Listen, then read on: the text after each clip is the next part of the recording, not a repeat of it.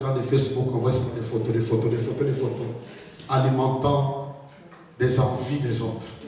Exploitons de tels moyens pour proclamer l'évangile. Il y a un message qui t'a touché, envoie ça à quelqu'un, à un ami. Vous serez étonné de voir des âmes qui vont être sauvées par des tels travail. Moi, quand j'étais en Hollande, j'avais créé un ministère que j'appelais Messie. M, ministère. E, d'enseignement. S, spirituel. I, par Internet. Qu'est-ce que je faisais? D'ailleurs, je continue, mais au moins quand j'étais de l'autre côté, je sais pourquoi j'en parle ici. J'ai ramassé des adresses n'importe où. Dans certaines revues, beaucoup de gens donnent leurs adresses en disant ils veulent correspondre sur la musique, ou sur le sport, ou sur les arts, ou n'importe quoi. Je prenais ces adresses-là, email.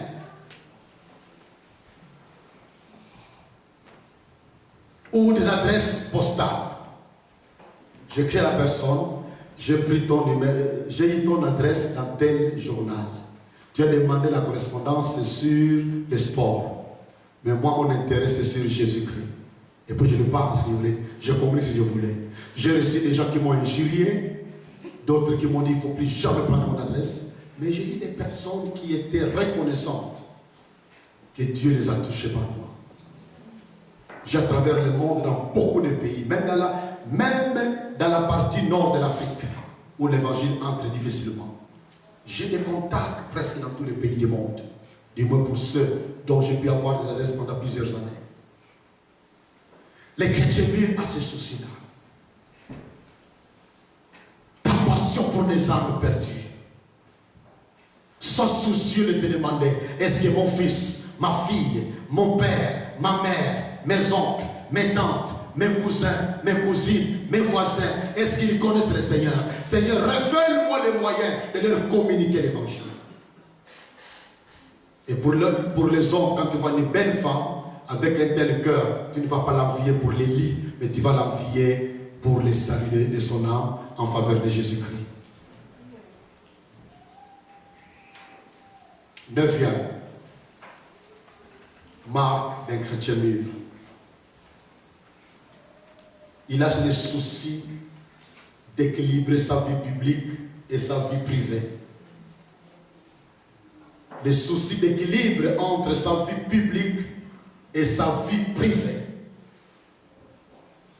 Le contraire, c'est le chrétien non mûr. En public, il fait tous les efforts pour paraître un brave monsieur, une brave dame. Très respectueux, très poli, toujours souriant. Il est là calme. Et quand tu le rencontres dans le milieu de l'église, c'est un petit ange. Mais dans sa maison, c'est un lion. C'est une buffle. C'est un animal enragé. Il a appris, les chrétiens non mûrs a appris à cultiver certaines attitudes qui l'aident à être très hypocrite devant les autres. Mais dans certains milieux, quand il est vraiment lui-même, on ne le reconnaît plus. Mais les chrétiens mûrs reconnaissent, je le répète, ses imperfections. Moi qui vous parle, j'ai beaucoup d'imperfections. Il reconnaît ses imperfections. Mais il a le souci de croître vers l'image de Jésus. Conséquent, dans sa vie privée comme la vie publique, il veut rester cohérent. Une personne cohérente, c'est une personne qui vit ce qu'il dit, qui vit ce qu'elle enseigne. C'est une personne qui a le souci d'être vrai. Et pour cela, il veut cultiver la crainte de Dieu dans son cœur. La Bible dit la sagesse commence quand on craint Dieu.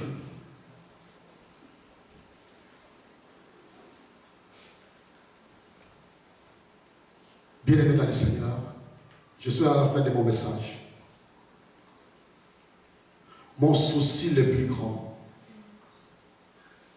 c'est dire à chacun de nous, recherchons à être des chrétiens mûrs. La 10e marque, je ne l'ai pas, je me rends compte que je l'ai déjà donné quelque part, mais je l'ai noté ici. Un chrétien mûr à Galates 5, 22 comme miroir. J'en ai déjà parlé déjà, mais je les donne quand même. Nous avons besoin, je l'avais dit, de nous évaluer régulièrement. Faire l'auto-évaluation. Demande même à ton épouse, à ton mari, d'après toi, comment va ma vie spirituelle. Demande à un ami personnel.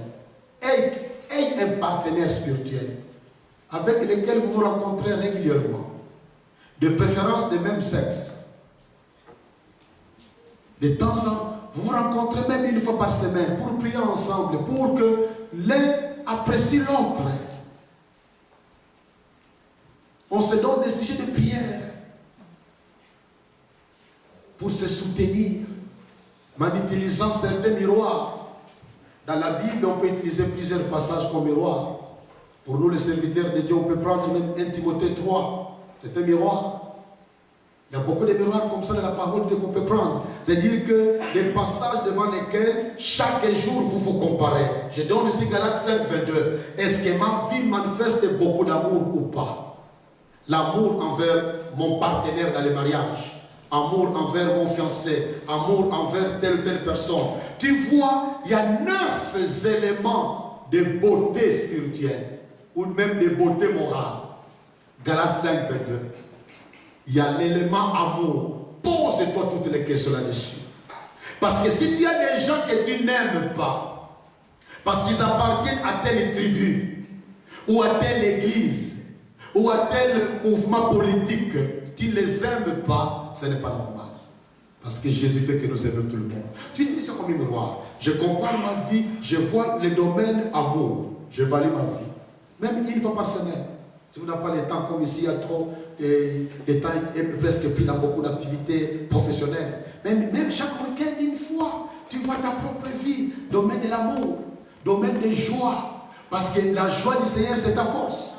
Si tu es toujours rempli de tristesse, c'est très dommage.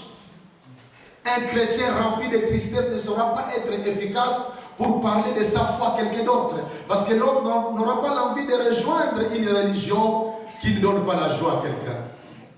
Comment tu m'appelles à ta religion alors que toi-même tu es rempli de tristesse comme tout? J'aime dire aux sœurs célibataires, soyez souriantes. Parce que les sourires attirent. Chassent les gens. Il y a l'amour, il y a la joie, il y a la paix. Es-tu porteur de paix ou pas? Là où tu vis, qu'est-ce qu'on dit de toi? Est-ce que les gens souhaitent ta présence ou bien souhaitent ton départ? Parce que tu es toujours conflictuel.